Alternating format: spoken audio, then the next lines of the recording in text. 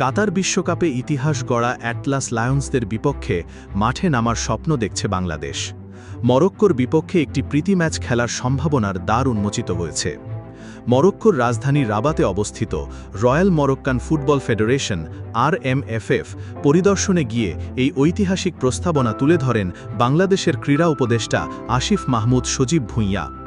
FIFA র্যাঙ্কিংয়ে বাংলাদেশের চেয়ে ১৭১ ধাপ এগিয়ে থাকা মরক্কো কাতার বিশ্বকাপে সেমিফাইনালে খেলে বিশ্বকে তাক লাগিয়ে দিয়েছিল। বাংলাদেশেও তাদের অসংখ্য ভক্ত ও সমর্থক রয়েছে। দুই দেশের মধ্যে ক্রীড়াক্ষেত্রে বন্ধুত্বপূর্ণ সম্পর্ক আরও দৃঢ় ও সহযোগিতার নতুন দিগন্ত উন্মোচন করার লক্ষ্যে এই প্রীতি ম্যাচের প্রস্তাব দেওয়া হয়।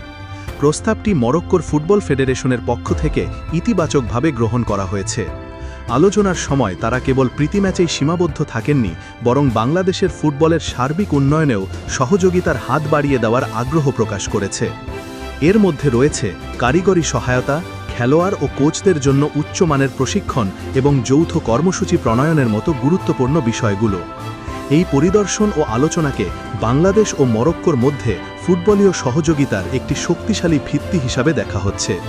যদি এই প্রীতি ম্যাচটি বাস্তবে রূপ নেয়, তবে এটি হবে বাংলাদেশের ফুটবল ইতিহাসের অন্যতম স্মরণীয় মুহূর্ত। একদিকে যেমন দেশের খেলোয়াড়রা বিশ্বের অন্যতম সেরা দলের বিপক্ষে খেলার অভিজ্ঞতা অর্জন করবে,